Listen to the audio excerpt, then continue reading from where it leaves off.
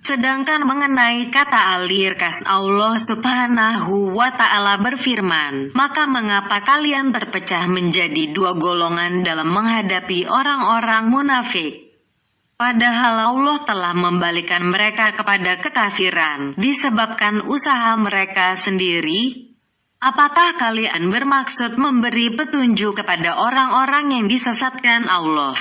Barang siapa disesatkan Allah, sekali-kali kalian tidak akan mendapatkan jalan untuk memberi petunjuk kepada." An-Nisa 88. Al-Farah mengemukakan, Ar-Qasaum dalam ayat tersebut berarti Allah mengembalikan mereka kepada kekufuran. Abu Ubaidah mengatakan, irkas berarti pembalikan bagian atas bawah dan sebaliknya, atau pembalikan bagian pertama ke yang terakhir dan begitu sebaliknya. Berkenaan dengan makna kata tersebut, ada seorang penyair Umayyah mengatakan, mereka dikembalikan lagi ke dalam neraka karena mereka itu pelaku kemaksiatan dan hanya mengatakan kebohongan dan tipu daya.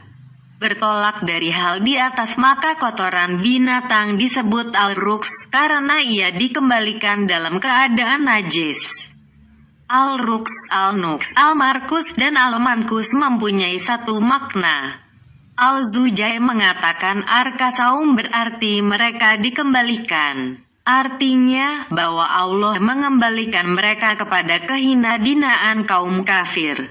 Selain itu, Allah Azza wa Jalla juga memberitahukan mengenai hukum, ketetapan, dan keadilan Allah yang diberlakukan di tengah-tengah mereka. Pengembalian mereka kepada kekufuran itu disebabkan oleh usaha dan perbuatan mereka sendiri. Sebagaimana yang difirmankannya, sekali-kali tidak demikian. Sebenarnya apa yang selalu mereka usahakan itu menutup hati mereka. Al-Mutaffifin 14. Demikian itulah wujud keesaan dan keadilan Allah Subhanahu wa Ta'ala, tidak seperti yang dikatakan oleh paham Qadariyah yang menyatakan pengesaan Allah Ta'ala melalui pengingkaran terhadap berbagai sifat dan keadilan serta mendustakan takdir. Sedangkan mengenai kata al-tatsbit, Allah Azza wa Jalla berfirman, dan jika mereka mau berangkat, tentulah mereka menyiapkan persiapan untuk keberangkatan itu. Tetapi Allah tidak menyukai keberangkatan mereka, maka Allah melemahkan keinginan mereka. Dan dikatakan kepada mereka, tinggallah kalian bersama orang-orang yang tinggal itu. Al-Taubah 46. Al-Tatsbit berarti menghindarkan seseorang dari sesuatu yang akan dikerjakannya. Ibnu Abbas mengatakan, artinya Allah Ta'ala bermaksud memalingkan dan menjadikannya malas untuk berangkat. Dalam riwayat yang lain, Ibnu Abbas mengatakan, artinya Allah menahan mereka. Sedangkan Muqatil mengemukakan, Allah Azza wa Jalla mengilhami mereka agar tetap tinggal di situ bersama orang-orang yang tetap tinggal. Allah Subhanahu wa Ta'ala telah menjelaskan hikmahnya yang terkandung dalam tatsbit tersebut melalui ayat sebelum dan sesudah ayat tersebut di atas, di mana Dia berfirman, sesungguhnya yang akan meminta izin kepadamu hanyalah orang-orang yang tidak beriman kepada Allah dan hari akhir, dan hati mereka ragu-ragu. Karena itu mereka selalu bimbang dalam keraguannya, dan jika mereka mau berangkat, tentulah mereka menyiapkan persediaan untuk keberangkatan itu. Tetapi Allah tidak menyukai keberangkatan mereka. Maka Allah melemahkan keinginan mereka dan dikatakan kepada mereka, tinggallah kalian bersama orang-orang yang tinggal itu.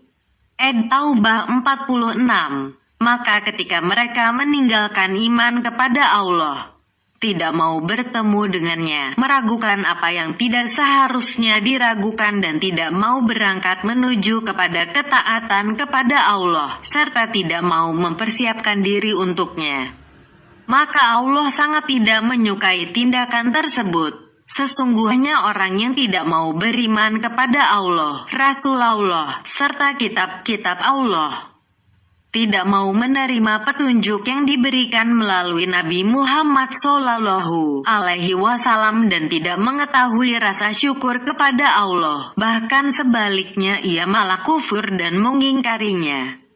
Maka ketaatan dan juga keberangkatan mereka bersama Rasulnya sangat tidak disukai dan dikehendaki Allah Ta'ala.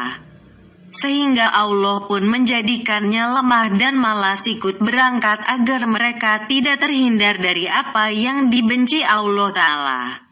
Selanjutnya Allah mengilhamkan dalam hatinya agar tetap tinggal bersama orang-orang yang tetap tinggal.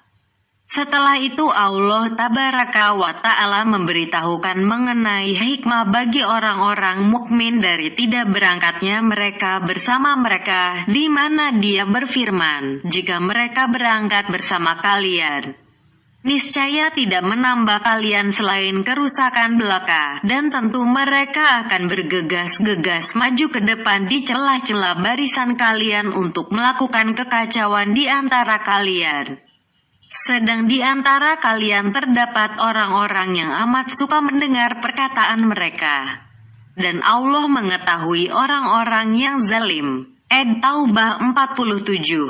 Artinya, jika saja ikut berangkat bersama orang-orang mukmin, niscaya mereka akan membuat kekacauan di antara kaum muslimin serta menimbulkan berbagai kebimbangan dan perbedaan pendapat. Ibnu Abbas mengatakan, artinya, orang-orang itu tidak akan menambah kaum muslimin melainkan hanyalah kerusakan, kelemahan, dan sikap pengecut. Artinya, mereka menjadikan kaum muslimin merasa takut menghadapi para musuh dengan cara menanamkan rasa keberatan dalam hati mereka. Lebih lanjut Ibnu Abbas menuturkan, firman Allah Ta'ala, "Lauda uhila lakum," berarti mereka segera masuk di tengah-tengah barisan mereka untuk mengacaukan dan mencerai-beraikan kalian. Mereka, lanjut Ibnu Abbas, melemahkan keberanian kalian, kaum muslimin, dengan cara mencerai-beraikan mereka. Sehingga dengan demikian itu mereka tidak berani lagi menghadapi musuh mereka. Mengenai firman Allah Subhanahu wa Ta'ala untuk melakukan kekacauan di antara kalian. Sedang di antara kalian terdapat orang-orang yang begitu suka mendengar perkataan mereka, Qatadah mengemukakan. Artinya di antara kalian terdapat beberapa orang yang mau mendengar ucapan mereka serta mentaati mereka. Ibnu Ishaq mengatakan, artinya, di antara kalian terdapat suatu kaum yang menyukai dan mentaati apa yang mereka serukan. Berkenaan dengan hal tersebut di atas penulis katakan, dengan demikian tampak bahwa kata sama'wa, orang-orang yang suka mendengar, mengandung juga makna mustajibuna, orang-orang mau memenuhi seruan. Mujahid, Ibnu Zaid dan Al-Kilabi mengatakan, artinya, bahwa di antara kalian itu ada beberapa mata-mata yang akan memberikan informasi yang diperoleh dari kalian kepada mereka. Yang lebih tepat adalah pendapat yang pertama. Sebagaimana yang difirmankannya, orang-orang Yahudi itu amat suka mendengar berita-berita bohong. Al-Maidah 41. Artinya, mereka senang menerima berita-berita bohong tersebut. Di sisi lain, orang-orang mukmin itu tidak mempunyai mata-mata yang ditempatkan di tengah-tengah orang-orang munafik. Sedangkan orang-orang munafik itu senantiasa bergabung dan menyatukan diri bersama orang-orang mukmin. Mereka bertempat tinggal, melakukan perjalanan, mengerjakan salat, dan duduk-duduk bersama orang-orang mukmin, padahal mereka sama sekali tidak berpihak kepada kaum mukminin. Bahkan dengan itu mereka telah mengutus banyak mata-mata guna memperoleh berbagai informasi kaum muslimin. Demikian itulah pendapat yang dikemukakan oleh Qatadah dan Ibnu Ishaq. Jika ada yang menanyakan, kesegeraan mereka berbuat ketaatan kepada Allah Ta'ala merupakan ketaatan kepada Allah. Lalu bagaimana Allah tidak menyukainya? Dan jika Allah Subhanahu wa Ta'ala tidak menyukainya, maka Allah lebih menyenangi lawan dari ketaatan tersebut, sebagaimana diketahui bersama bahwa kebencian seseorang pada sesuatu akan mengharuskan timbul kecintaan pada lawan dari sesuatu itu. Sehingga dengan demikian itu, tata tinggal mereka di sana merupakan suatu hal yang disukai Allah Ta'ala. Lalu mengapa Allah masih memberikan hukuman kepada mereka atas perbuatan tersebut? Jawaban yang berkaitan dengan pertanyaan tersebut beraneka ragam. Masing-masing paham mempunyai jawaban tersendiri yang sesuai dengan landasan pokok mereka. Paham Jabariyah misalnya menjawab bahwa semua tindakan dan perbuatan Allah Ta'ala itu tidak didasarkan pada alasan hukum dan juga kemaslahatan. Menurutnya, segala sesuatu itu bersifat jais, sesuatu yang boleh saja. Bukan suatu kewajiban bagi Allah. Dia boleh saja mengazab seseorang karena mengerjakan suatu perbuatan yang dikehendaki dan disukainya, dan tidak mengazabnya atas suatu perbuatan yang dibenci dan tidak diridai Allah. Bagi Allah, semuanya itu adalah sama. Dengan demikian itu, paham ini telah menutup diri pintu hikmah dan taklil. Sedangkan paham Qadariyah memberikan jawaban yang didasarkan pada landasan pokoknya bahwa Allah Azza wa Jalla tidak menjadikan mereka itu lemah dan malas dalam pengertian yang sebenarnya dan tidak juga menghalangi mereka, tetapi mereka sendirilah yang menghalangi diri mereka sendiri serta mengerjakan apa yang tidak dikehendaki Allah. Karena keberangkatan mereka hanya akan menimbulkan kerusakan sebagaimana yang dikemukakan Allah Ta'ala. Maka Dia pun menanamkan dalam diri mereka ketidaksenangan berangkat bersama Rasulullah Shallallahu Alaihi Wasallam. Lebih lanjut mereka mengemukakan bahwa Allah Azza wa Jalla telah menanamkan kebencian dalam hati mereka untuk berangkat bersama Rasul-Nya. Sedang Allah sendiri tidak membenci keberangkatan mereka itu sendiri, bahkan Allah memerintahkan mereka untuk berangkat. Bagaimana mungkin Allah menyuruh mereka mengerjakan suatu yang dibenci Allah? Bagi orang yang pandangannya diberi cahaya penerang oleh Allah Ta'ala akan menemukan kesalahan dan kekeliruan pada jawaban kedua paham tersebut serta tidak tepatnya dalil Al-Quran yang mereka jadikan landasan. Jawaban yang tepat adalah bahwa Allah Tabaraka wa Ta'ala menyuruh mereka berangkat sebagai wujud ketaatan kepada Allah dan dalam rangka mengikuti Rasul-Nya serta sebagai dukungan bagi Allah dan bagi orang-orang mukmin. Allah memberitahukan bahwa keberangkatan mereka itu hanya akan menjadi hinaan bagi Rasul-Nya dan orang-orang mukmin.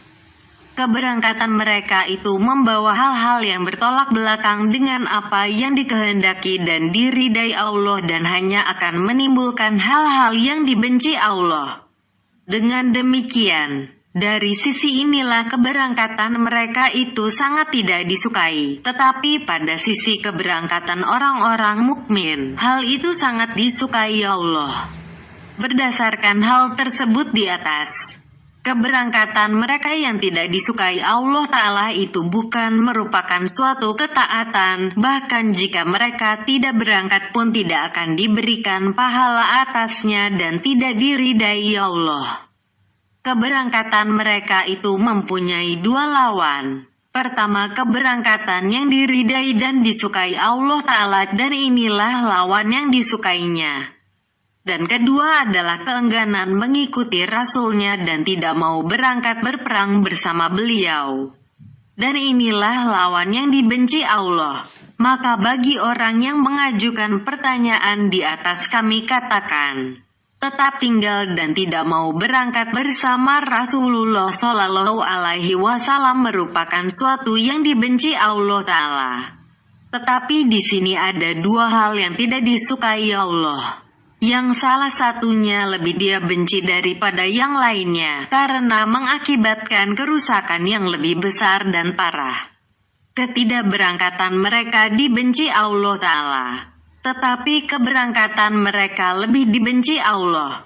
Dengan demikian, kerusakan yang ditimbulkan akibat ketidakberangkatan mereka itu lebih ringan daripada kerusakan yang ditimbulkan akibat keberangkatan mereka bersama Rasulullah Shallallahu Alaihi Wasallam, di mana kerusakan yang pertama hanya berakibat pada diri mereka sendiri, sedangkan kerusakan kedua, yaitu keikutsertaan mereka berangkat bersama Rasulullah, akan berakibat bagi orang-orang mukmin. Allah Subhanahu wa Ta'ala lebih mengetahui kemana Allah harus menempatkan dan memberikan petunjuk taufik dan karunia Allah.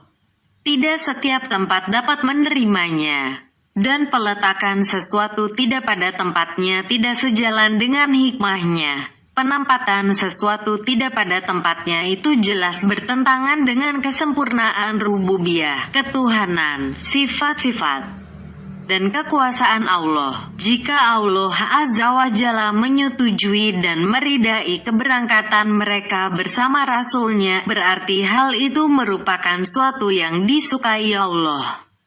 Namun yang demikian itu berakibat pada hilangnya hal lain yang lebih dicintai dan diridainya, yaitu kecintaannya pada jihad melawan musuh-musuhnya, memperlihatkan kebesaran, kekuasaan, kekekaran, keperkasaan, kekerasan, dan kepedihan azabnya. Sedangkan mengenai kata Al-Tasin, Allah Subhanahu wa Ta'ala berfirman, demikianlah kami jadikan setiap umat menganggap baik perbuatan mereka.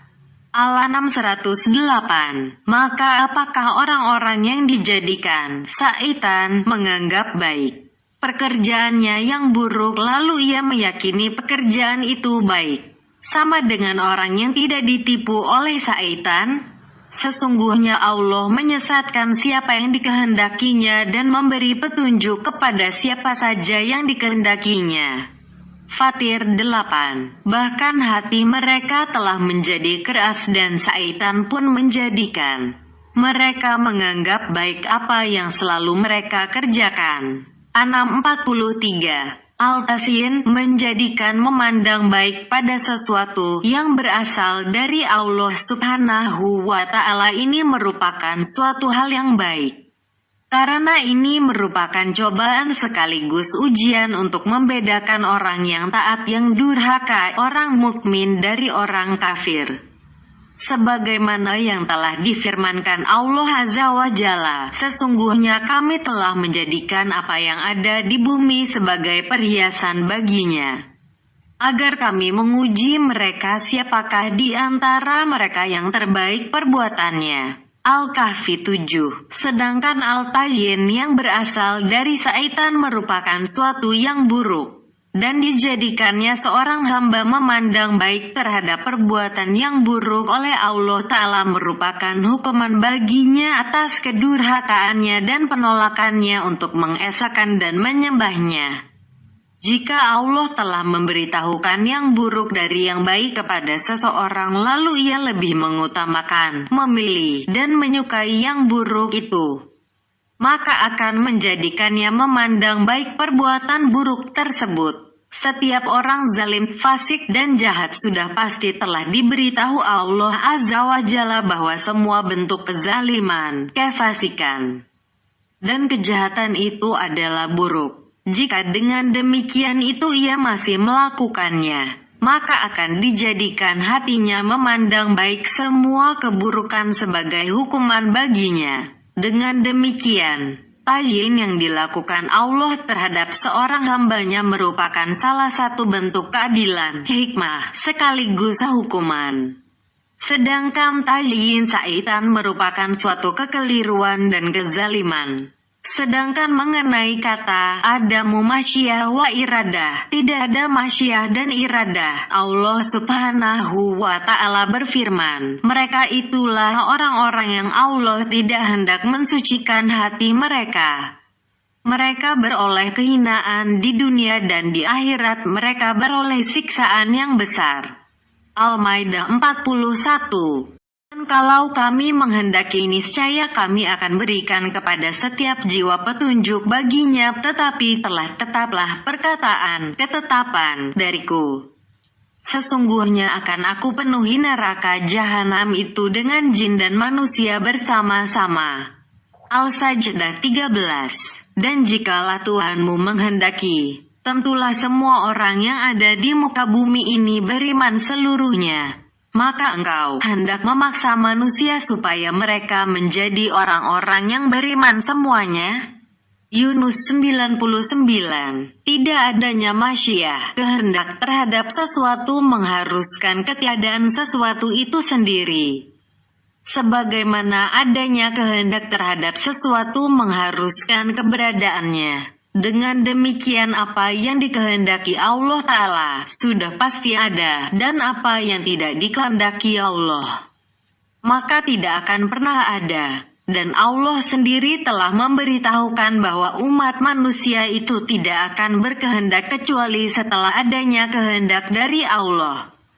Dan mereka tidak akan dapat mengerjakan sesuatu kecuali setelah adanya kehendak Allah. Dia telah berfirman, dan kalian tidak menghendaki menempuh jalan itu, kecuali jika Allah menghendaki. Sesungguhnya Allah Maha Mengetahui lagi Maha Bijaksana. Al-Insan 30. Dan mereka tidak akan mengambil pelajaran darinya kecuali jika Allah menghendakinya. Dia adalah Tuhan yang kita patut bertakwa kepadanya dan berhak memberikan ampunan. Al-Mudatsir 56. Jika ditanyakan, apakah suatu perbuatan itu sudah menjadi takdir bagi seorang hamba pada saat tidak adanya kehendak Allah Ta'ala baginya untuk mengerjakannya? Mengenai pertanyaan semacam itu dapat dikatakan, jika yang dimaksudkan dengan hal itu adalah berfungsinya semua komponen yang ada dalam diri seseorang yang memungkinkan ia berbuat juga kesehatan semua anggota badannya, adanya kekuatan dalam dirinya, dan dibukanya jalan baginya, maka yang menjadi jawaban adalah ya.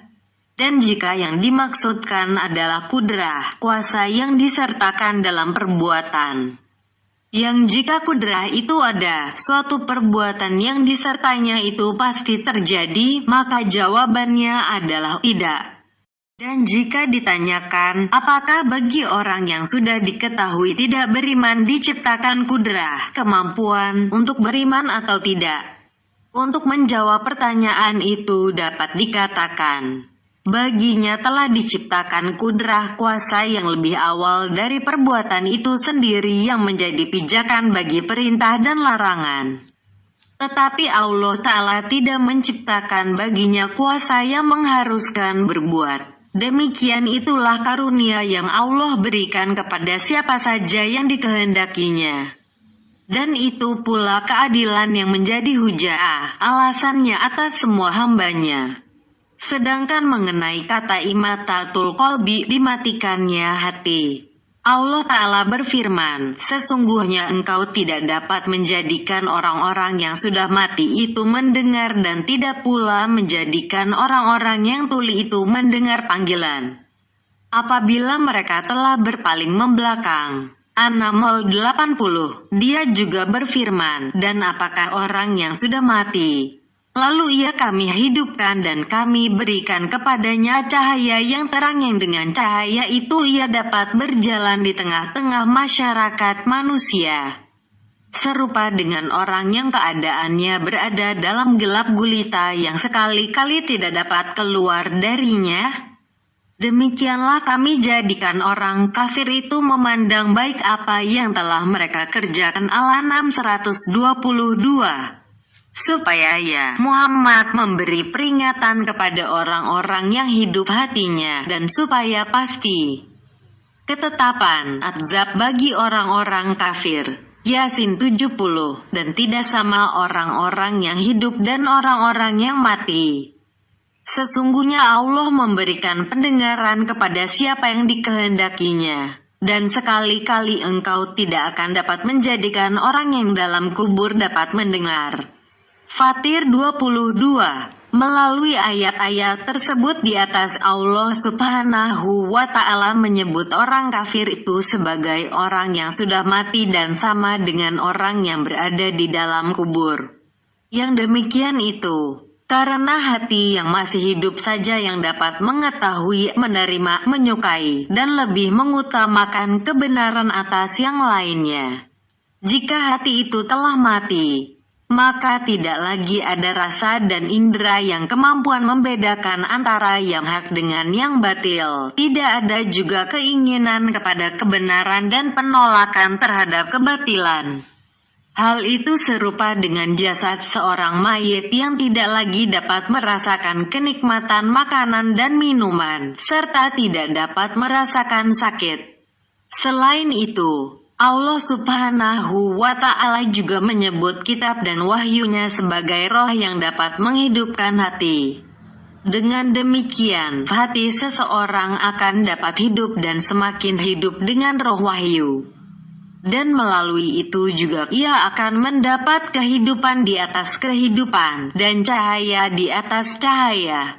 Dan cahaya wahyu itu di atas cahaya fitrah. Berkenaan dengan hal itu dia berfirman, Dialah yang maha tinggi derajatnya, yang mempunyai arsy, mengutus roh Jibril dengan membawa perintahnya kepada siapa yang dikehendakinya di antara hamba-hambanya, supaya ia memperingatkan manusia tentang hari pertemuan, hari kiamat. Al-Mu'min 15. Dan demikianlah kami wahyukan kepadamu wahyu Al-Quran dengan perintah kami.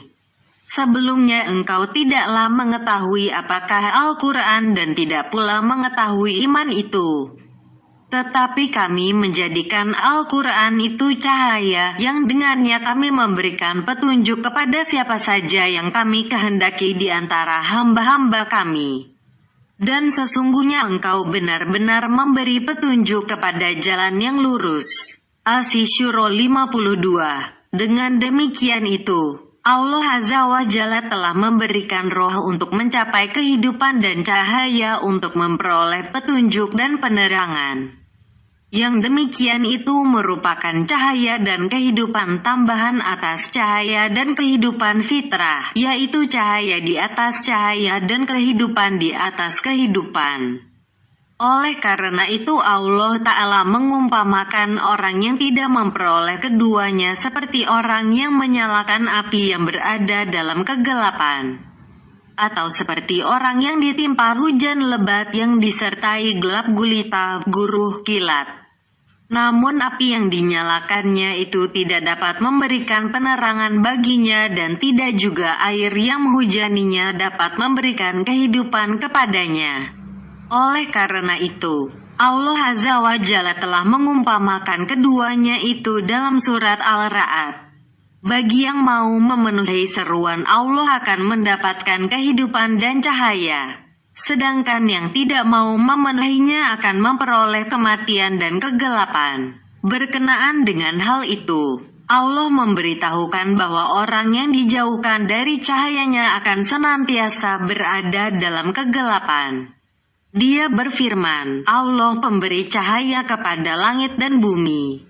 Perumpamaan cahaya Allah adalah seperti sebuah lubang yang tak tembus yang di dalamnya terdapat pelita besar.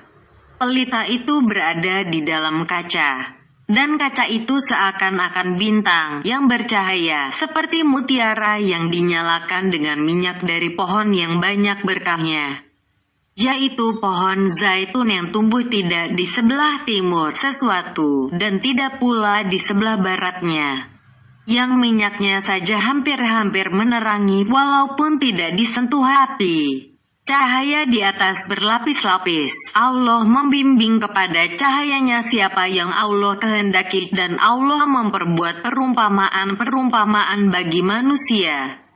Dan Allah Maha mengetahui segala sesuatu. Al-Nur 35.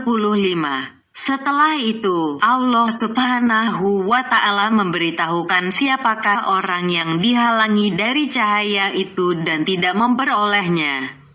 di mana Allah berfirman, dan amal perbuatan orang-orang kafir itu laksana fata morgana, tanah yang datar, yang disangka air oleh orang-orang yang dahaga.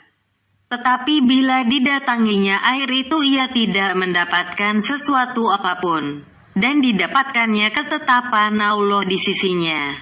Lalu Allah memberikan kepadanya perhitungan amal-amal dengan cukup, dan Allah lah sangat cepat perhitungannya. Atau seperti gelap gulita di lautan yang dalam, yang diliputi oleh ombak, yang di atasnya ombak pula, di atasnya lagi awan, gelap gulita yang saling tindih bertindih. Apabila ia mengeluarkan tangannya, tiadalah ia dapat melihatnya. Dan barang siapa yang tiada diberi cahaya petunjuk oleh Allah, tiada ia mempunyai cahaya sedikit pun. An-Nur 39-40. Dalam buku Musnad Imam Ahmad disebutkan sebuah hadits yang riwayatkan dari Abdullah bin Amr. Ia bercerita, aku pernah mendengar Rasulullah Shallallahu Alaihi Wasallam bersabda, sesungguhnya Allah Azza wa Jalla menciptakan makhluknya dalam kegelapan. Lalu dia memancarkan cahayanya kepada mereka. Barang siapa yang mendapatkan sedikit dari cahaya tersebut, berarti ia telah mendapatkan petunjuk. Dan barang siapa yang tidak mendapatkannya, berarti dia telah sesat. Abdullah bin Amr mengatakan, oleh karena itu aku katakan, telah kering dalam atas apa yang telah terjadi. Semua kegelapan di atas merupakan lawan dari segala macam cahaya yang di dalamnya orang mukmin bergerak dan berbuat. Cahaya keimanan senantiasa berada di dalam hatinya, bagian dalam dan luar dirinya dipenuhi dengan cahaya. Ilmu, kehendak, ucapan, dan tingkah lakunya merupakan cahaya penerang baginya. Sedangkan orang kafir kebalikan dari itu. Karena nur, cahaya, itu menjadi salah satu dari Asmaul Husna sekaligus sifatnya, maka agama, Rasul, dan firman-Nya pun menjadi nur yang bersinar terang. Cahaya itu bersinar terang dalam hati orang-orang mukmin, menyinari lidah dan wajah mereka. Demikian halnya dengan iman yang salah satu namanya adalah Al-Mukmin. Maka dia tidak memberikan keimanan itu kecuali kepada orang yang paling dicintainya. Demikian juga dengan ihsan, kebaikan. Allah selalu mencintai orang-orang yang berbuat kebaikan.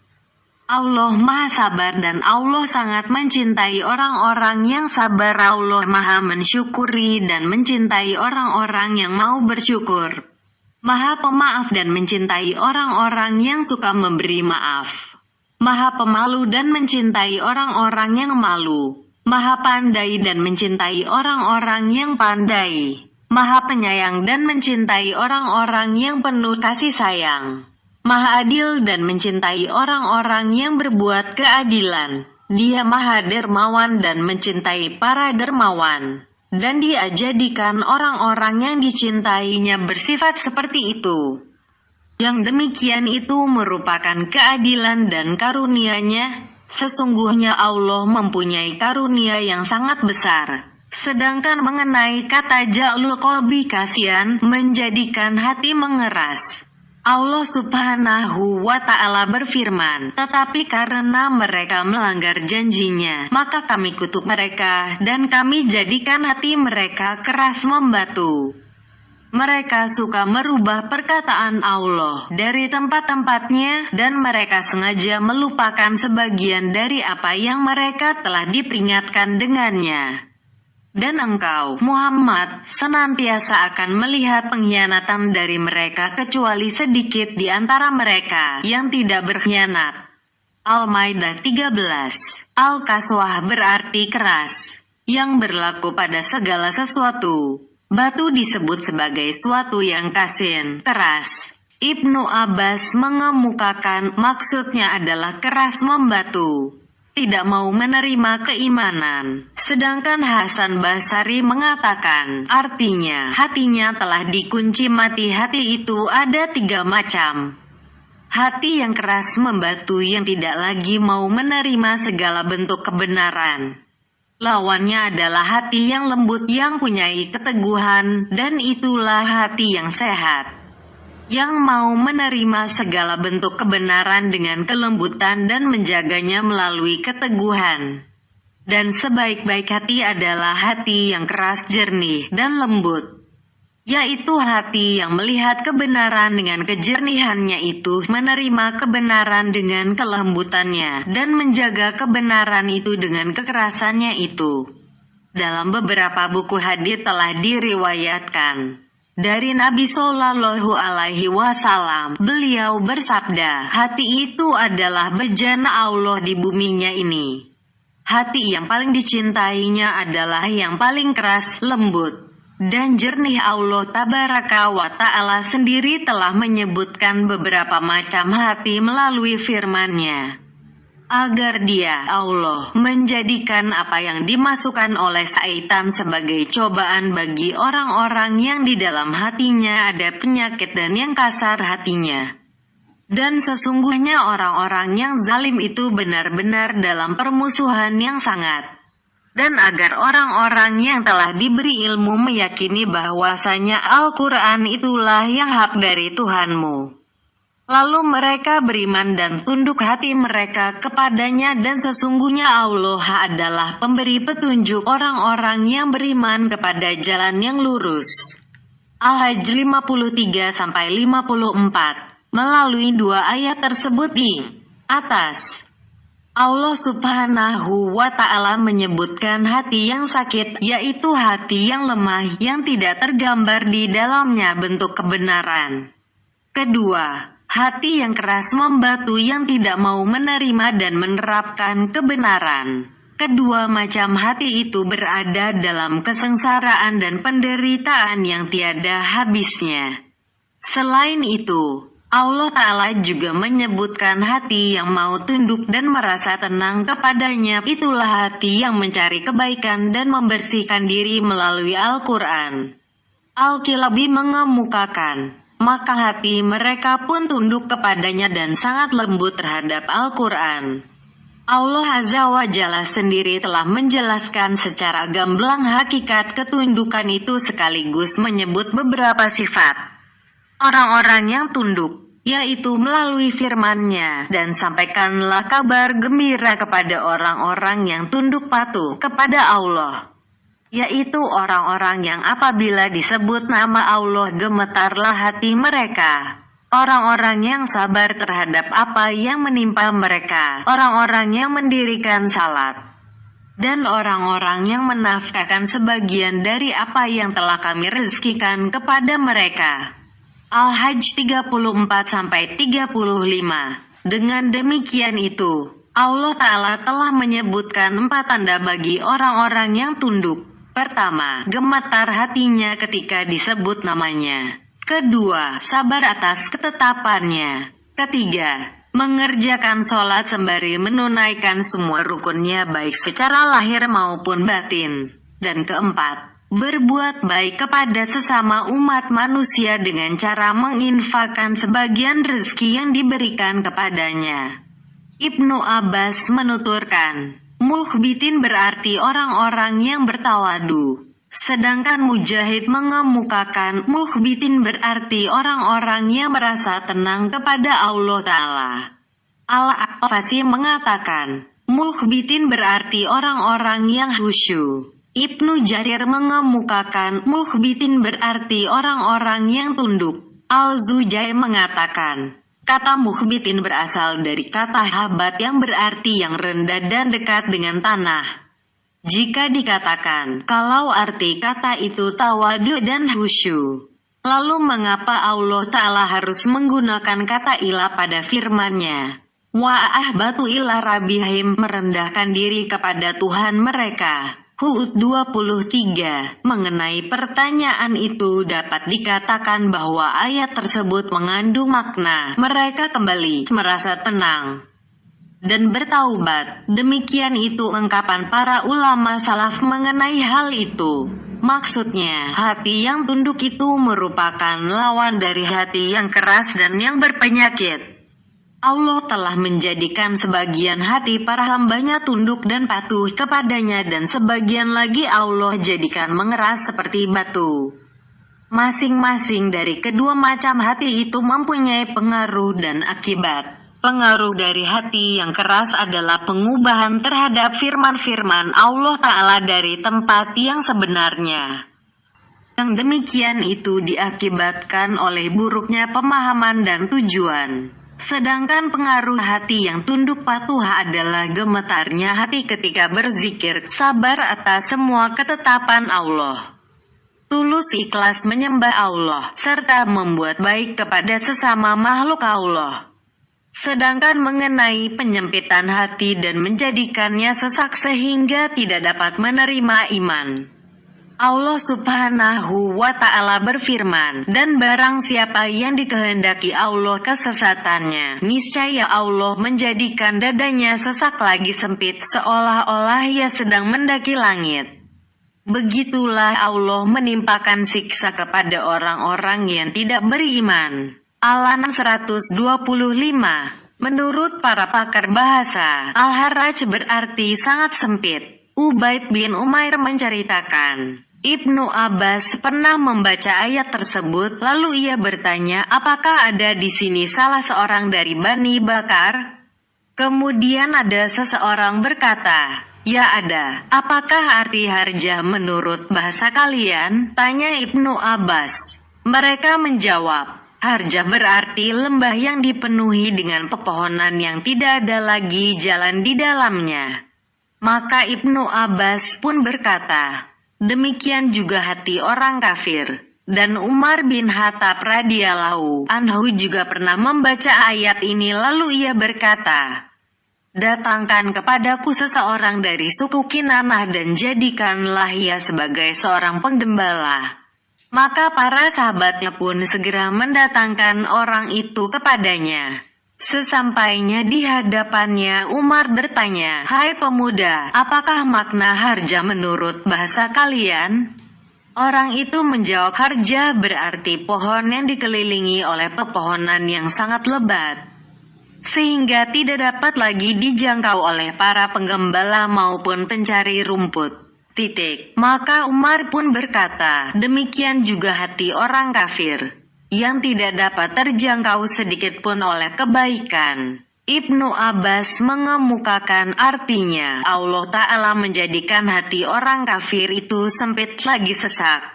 Jika mendengar disebut nama Allah, hatinya sangat benci, dan jika disebutkan sesuatu tentang penyembahan berhala maka ia sangat senang. Ketika hati menjadi tempat pengetahuan, ilmu, cinta, dan kepasrahan maka semuanya itu tidak akan dapat memasukinya kecuali jika hatinya benar-benar terbuka luas untuknya. Dan jika Allah berkehendak memberikan petunjuk kepada seorang hamba, maka dia akan melapangkan dadanya sehingga petunjuk itu bisa masuk dan bersemayam di dalamnya. Dan jika berkehendak menyesatkan seorang hamba, maka dia akan mempersempit dan menyesatkan dadanya, sehingga tidak ada lagi jalan bagi petunjuk untuk memasukinya. Semua tempat kosong jika sudah dimasukkan ke dalamnya sesuatu maka ia akan menjadi semakin sempit. Dan setiap kali hati itu dimasuki oleh iman dan ilmu, maka hati itu akan semakin luas dan lebar. Demikian itu salah satu tanda kekuasaan Allah Ta'ala. Dalam buku Sunan Tirmidzi dan juga yang lainnya diriwayatkan sebuah hadits dari Nabi Shallallahu Alaihi Wasallam. Beliau bersabda, jika suatu cahaya itu telah memasuki hati, maka hati itu akan semakin luas dan lebar. Mendengar itu, para sahabat pun bertanya, lalu apa tanda-tanda dari hal itu, ya Rasulullah? Beliau menjawab, yaitu kembali mengingat kepada kehidupan akhirat, menjauhi kehidupan yang penuh tipu daya dunia, dan mempersiapkan diri menghadapi kematian sebelum ia datang. Dengan demikian, keleluasaan dada merupakan faktor terpenting bagi masuknya petunjuk, sedangkan kesempitannya merupakan faktor terpenting timbulnya kesesatan. Sebagaimana keleluasaan dada merupakan nikmat sangat besar nilainya, dan demikian sebaliknya, kesempitan dada merupakan malapetaka yang sangat besar pula. Seorang mukmin, hatinya akan senantiasa terbuka luas dalam kehidupan di dunia ini atas apa saja yang diterimanya. Apalagi jika imannya benar-benar kuat disertai dengan keteguhan hati yang mendalam. Maka segala hal yang tidak menyenangkan yang diterimanya dalam kehidupan ini akan lebih mendapatkan tempat di dalam hatinya. Sebagaimana keleluasaan hati menjadi faktor utama adanya petunjuk, maka ia juga menjadi faktor utama datangnya segala macam kenikmatan sekaligus dasar pokok bagi setiap kebaikan. Bahkan Musa alaihi salam sendiri pernah memohon kepada Allah Azza wa Jalla agar Allah melapangkan dadanya. Karena ia mengetahui bahwa ia tidak akan dapat menunaikan risalahnya serta mengembannya kecuali jika dilapangkan dadanya. Dan Allah telah memberikan kenikmatan yang besar kepada Rasul-Nya Muhammad Sallallahu Alaihi Wasallam, yaitu keluasaan hati. Dan selanjutnya memberitahukan kepada para pengikutnya bahwa Allah telah membukakan hati mereka untuk memeluk Islam. Jika Anda bertanya, lalu faktor-faktor apa saja yang menjadi penyebab luasan hati dan penyempitannya?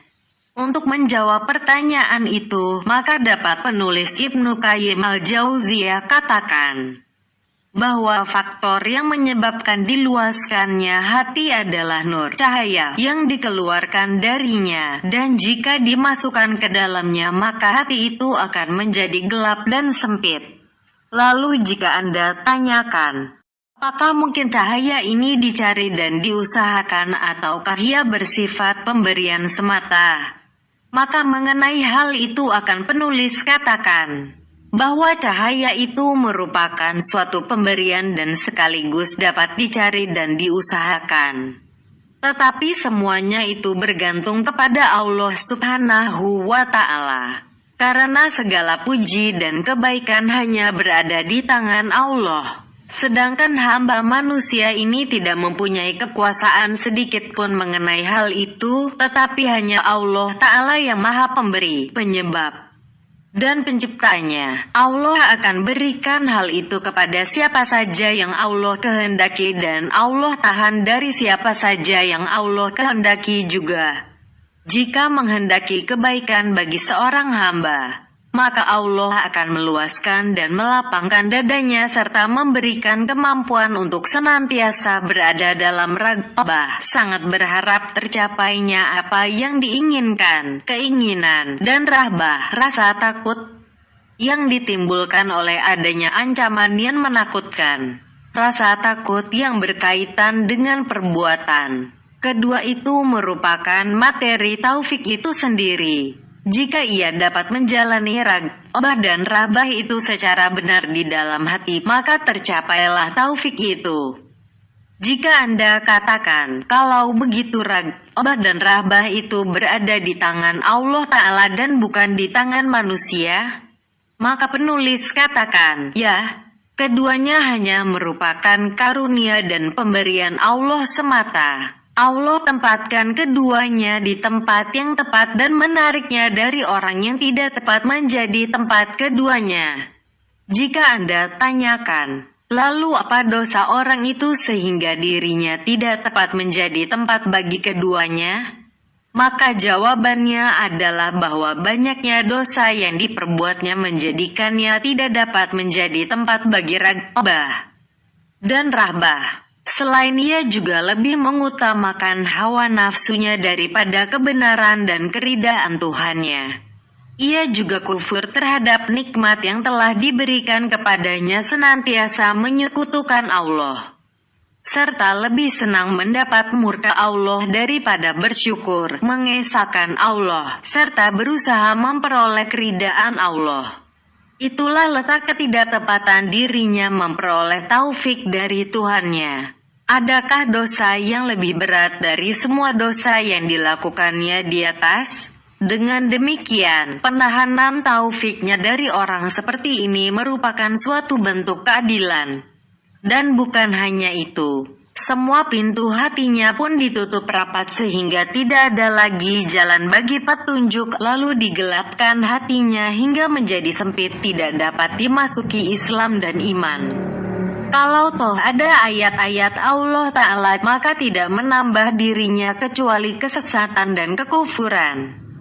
Jika orang yang dilapangkan dadanya untuk memeluk Islam dan memperoleh iman oleh Allah Azza wa Jalla, memperhatikan dan mencermati ayat di atas dan berbagai rahasia tauhid, takdir, keadilan, keagungan Tuhan yang terkandung di dalamnya, niscaya hatinya akan memperoleh ubudiyah, memperhambakan diri dengan ibadah yang lain dan pengetahuan khusus.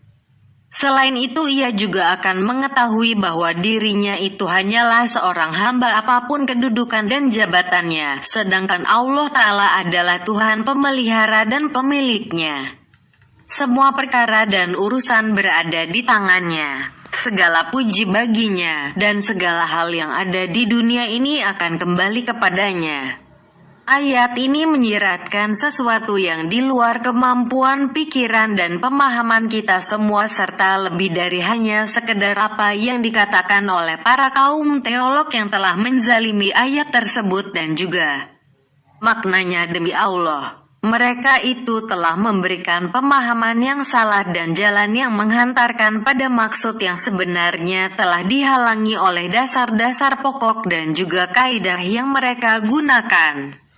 Sesungguhnya ayat tersebut mengandung penetapan tauhid dan keadilan yang dengannya para rasulnya diutus dan kitab-kitabnya diturunkan, dan bukan tauhid dan keadilan yang dikemukakan oleh mereka yang meniadakan sifat-sifat bagi Allah dan menafikan takdir. Selain itu, ayat itu juga mencakup ketetapan mengenai hikmah, kudrat syariat, takdir, sebab, hukum, dosa, dan hukuman. Kemudian ia bukakan pintu seluas-luasnya bagi hati yang baik untuk mengenal Allah Azza wa Jalla melalui nama-nama dan sifat-sifatnya, hikmah, keadilan, kekuasaan, siksaan, serta karunia-Nya. Ayat ini juga mencakup kesempurnaan tauhid, ketuhanan, kemandirian, dan uluhiyah, mengesahkan seluruh bentuk ibadah kepada Allah Subhanahu wa Ta'ala. Orang yang mendapatkan petunjuknya adalah orang yang memang sudah dikhususkan untuk memperolehnya dan diluaskan hatinya untuk memeluk agama serta menjalankan syariat peraturannya. Sedangkan orang yang sesat adalah yang hatinya sudah disempitkan dan disesatkan dari mengenal dan mencintainya. Keinginan orang ini untuk mengenal dan mencintai Allah Ta'ala ini laksana keinginannya untuk naik ke langit yang memang di luar kemampuannya. Dan yang demikian itu merupakan salah satu bentuk keadilan dalam hukuman yang diberikannya kepada orang yang tidak mau mengakui kekuasaannya, mengingkari kesempurnaan rububiyah, ketuhannya, kufur terhadap nikmatnya, lebih mengutamakan penyembahan syaitan daripadanya. Oleh karena itu, dia menutup baginya pintu taufik dan hidayahnya. Sebaliknya, Allah membukakan pintu lebar-lebar bagi kesesatannya. Maka hatinya pun menjadi sempit dan sesak serta dipenuhi oleh kegelapan. Dosa yang dilakukannya berupa penolakan terhadap iman, pengubah iman menjadi kekufuran, kefasikan, dan kedurhakaan, serta rela syaitan menjadi pelindungnya. Dan tidak terdetik sedikit pun di dalam hatinya untuk kembali kepada pelindung yang sebenarnya, yaitu Allah Azza wa Jalla. Bahkan ia telah melawan Allah Ta'ala dengan mencintai apa yang dibencinya, timur membenci apa yang dicintainya. Padahal ia bergerak dan berbuat berkat kebaikannya, bertempat tinggal di buminya, makan dan minum dari rejeki yang diberikannya. Jika Allah Subhanahu wa Ta'ala telah meluaskan hati seorang hamba dengan cahaya, Maka melalui cahaya itu dia akan memperlihatkan kepadanya berbagai hakikat nama-nama dan sifat-sifat yang pengetahuan manusia seringkali salah melihatnya. Selain itu, dia juga akan memperlihatkan kepadanya hakikat iman dan ibadah serta hal-hal yang membenarkannya dan juga hal-hal yang merusaknya. Pengetahuan terhadap nama-nama, sifat-sifat iman, keikhlasan, dan hukum-hukum ibadah itu sesuai dengan terangnya cahaya yang diperoleh seorang hamba. Berkenaan dengan hal tersebut, Allah Azza wa Jalla berfirman, "Dan apakah orang yang sudah mati, lalu ia kami hidupkan dan kami berikan kepadanya cahaya yang terang yang dengan cahaya itu ia dapat berjalan di tengah-tengah masyarakat manusia. Serupa dengan orang yang keadaannya berada dalam gelap gulita yang sekali-kali tidak dapat keluar darinya. Demikianlah kami jadikan orang kafir itu memandang baik apa yang telah mereka kerjakan." Al-An'am 122. Dia juga berfirman, "Hai orang-orang yang beriman kepada para rasul, bertakwalah pada Allah dan berimanlah kepada Rasul-Nya, niscaya Allah akan memberikan rahmat-Nya kepada kalian dua bagian, dan menjadikan untuk kalian cahaya yang dengan cahaya itu kalian dapat berjalan, dan Dia memberikan ampunan kepada kalian. Dan Allah Maha Pengampun lagi Maha Penyayang." Al-Hadid 28. Dengan demikian melalui cahaya itu Allah akan membukakan hati orang mukmin terhadap hakikat contoh ideal keimanan dalam hati seorang mukmin, sehingga dengan hati itu ia akan menyaksikan Tuhan yang Maha Agung, Maha Perkasa, Maha Kuasa, lagi Maha Besar atas segala sesuatu, baik dalam zat, sifat dan perbuatannya. Langit yang 7 lapis itu berada di salah satu tangannya dan langit yang juga 7 lapis itu berada di tangannya yang lain. Dia angkat langit itu dengan satu jarinya, bersamaan dengan bumi, gunung, dan pepohonan yang semuanya juga dipegang dengan satu jarinya, lalu menggoyangnya seraya berkata, "Aku adalah Tuhan, penguasa kalian." Ketujuh lapis langit itu di telapak tangannya sama dengan biji sawi yang berada di tangan manusia. Dia mampu menjangkau seluruhnya dan dia meliputi seluruh makhluknya. Tetapi mereka tidak dapat meliputinya. Dia mengetahui mereka semua, tetapi sama sekali mereka tidak dapat mengetahuinya. Seandainya manusia ini dari sejak Nabi Adam sampai manusia terakhir dibariskan dalam satu barisan untuk mengelilingi Allah Tabaraka wa Ta'ala, niscaya tiada akan pernah dapat mengelilinginya. Setelah itu Allah Azza wa Jalla memperlihatkan ilmunya berada di atas semua ilmu yang dimiliki manusia, kekuasaannya di atas kekuasaan manusia di muka bumi ini, kedermawanannya di atas para dermawan, rahmatnya di atas semua penyayang, keindahannya di atas semua keindahan yang ada di dunia ini. Seandainya kekuatan semua makhluk ini disatukan dalam diri seseorang, maka hal itu tidak akan pernah dapat menyamainya. Dan perumpamaannya adalah seperti kekuatan nyamuk dengan kekuatan para penyangga arsy. Dan jika semua kedermawanan umat manusia ini disatukan dalam diri seseorang, lalu dibandingkan dengan kedermawanan Allah Ta'ala, maka perbandingannya seperti satu tetes air dengan air di lautan. Demikian halnya dengan ilmunya jika dibandingkan dengan ilmu makhluknya, maka perbandingannya adalah seperti kotoran burung dengan air lautan. Dan jika semua lautan, bumi, dan segala macam isinya ini dijadikan bagai tinta, lalu sedikit demi sedikit dipergunakan untuk menulis kali Allah Azza wa Jalla, niscaya tinta itu tiada pernah cukup. Allah bersemayam di arsy-Nya serta mengawasi dan memperhatikan semua makhluknya. Dia sendiri yang mengurus dan memelihara semua miliknya yang ada di langit dan bumi. sehingga tidak ada petunjuk kesesatan, kebahagiaan, kesengsaraan, kematian, kehidupan, manfaat, dan bahaya, kecuali berada di tangannya. Tidak ada raja dan penguasa selain dirinya. Dalam kekuasaan dan pengendalian semua makhluk ini, dia tidak memiliki sekutu sama sekali. Tidak memerlukan pembantu dan pendamping. Tidak ada seorang pun yang dapat memberikan syafaat kecuali setelah mendapatkan izin darinya.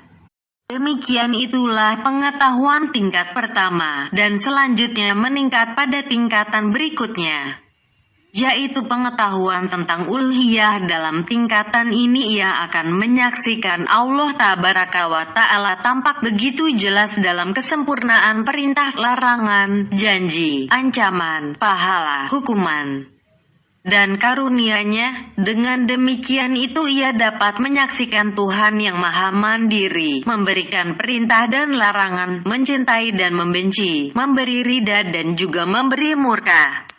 Dia telah mengutus para rasulnya dan menurunkan kitab-kitabnya serta menegakkan hujah yang telak atas semua hambanya.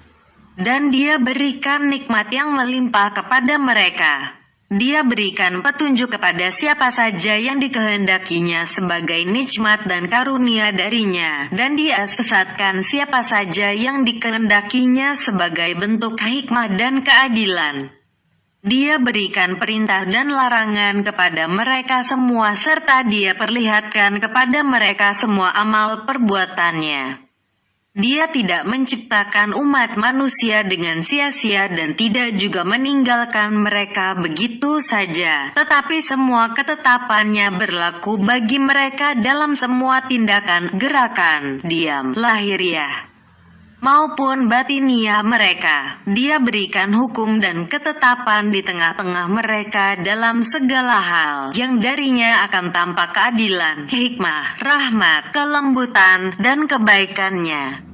Semuanya itu telah diakui oleh fitrah manusia. Allah Subhanahu wa Ta'ala maha segalanya, sama sekali tidak memiliki kekurangan, sungguh maha sempurna.